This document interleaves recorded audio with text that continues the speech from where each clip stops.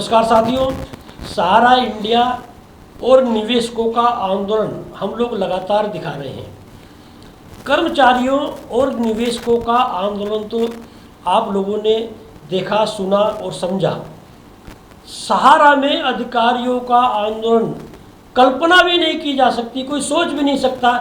जी हाँ, लेकिन सहारा में अधिकारी भी आंदोलन का रास्ता अख्तियार करने लगे हैं। सहारा मीडिया में जो प्रबंधन के महत्वपूर्ण अंग थे, एचआर में जो एचआर हेड थे रामवीर सिंह और दूसरे लोग, वो नोएडा के सेक्टर 62 स्थित आरएलसी कार्यालय में देखे गए और वहाँ पर मामला दर्ज कराया है कि हिसाब का और ग्रेजुएटी ना मिलने का। इन लोगों को ये गलतफहमी थी कि हम लोग तो मैनेजमेंट के अंग रहे हैं, प्रबंधन के अंग रहे हैं और हम लोगों को तो पैसा मिल ही जाएगा। लेकिन सुब्रत राय जो उच्च प्रबंधन है, इन लोगों को भी ठेंगा दिखा दिया और ये लोग जो है सेक्टर 62 स्थित आरएलसी कार्यालय में गए। जो फोटो इन लोगों का वहाँ पर खींचा वो मुझे मिल चुका है, मेरे पास है।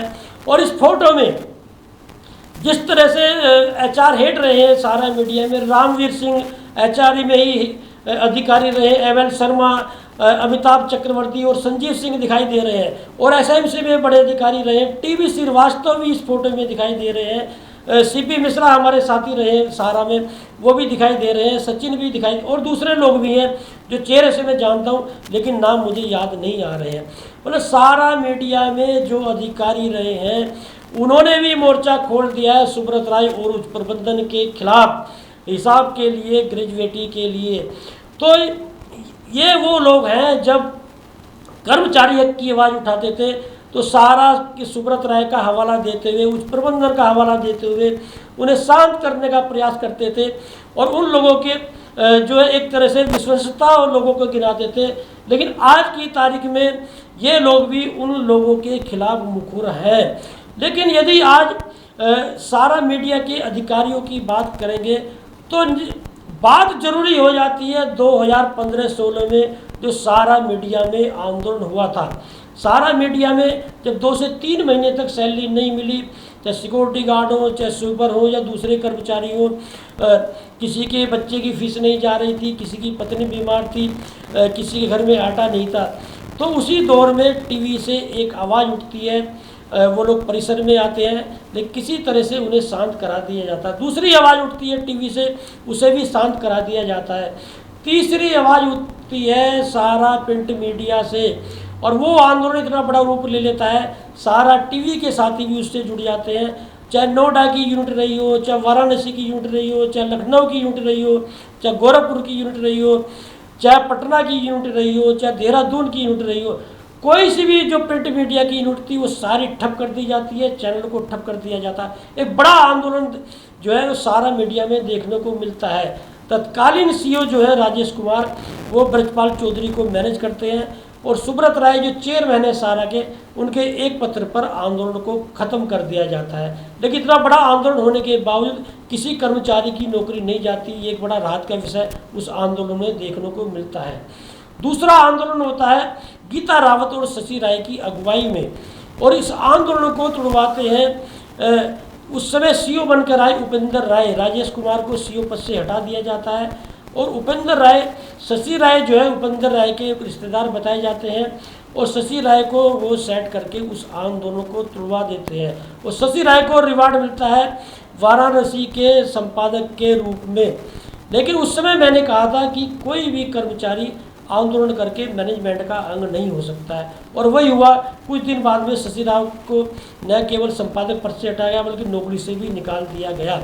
और तीसरा आंदोलन होता है मोहित कुमार और गीता रावत की अगुवाई में, बड़ा आंदोलन होता है और जो सुब्रत राय तिहाड़ जेल से छुटकर आते हैं, दिल्ली में एक बड़ी मीटिंग करते हैं तो सुब्रत राय को घेरने की रणनीति बनाई जाती है और आंदोलनकारी दिल्ली में सुब्रत राय को घेरने जाते हैं और दिल्ली पुलिस वहाँ से जंतर मंतर पर लाकर इन आंदोलनकारियों को छोड़ देती है।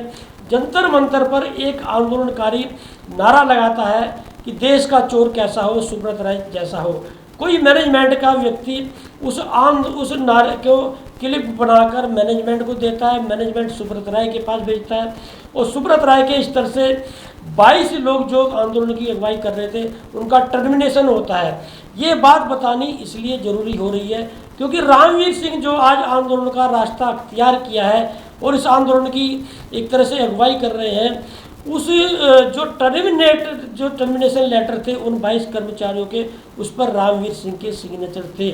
मतलब जिस व्यक्ति ने उच्च प्रबंधन के प्रति इतनी वफादारी दिखाई, सुब्रत राय के प्रति इतनी वफादारी दिखाई कि पुराने कर्मचारी जिनके साथ उन्होंने काम किया उनका टर्मिनेशन किया, तो उसी व्यक्ति को भी हिसाब देने को तैयार नहीं है सारा का उच्च प्रबंधन और सुब्रत राय। तो अब देखना ये होगा कि सारा मीडिया में जो अधिकारियों ने आंदोलन का रास्ता अख्तियार किया है, हालांकि इस समय ये लोग सहारा में नहीं है, दूसरे संस्थानों में हैं या नौकरी छोड़ दी है, लेकिन ये सारे लोग जो है सहारा में अधिकारी रहे हैं।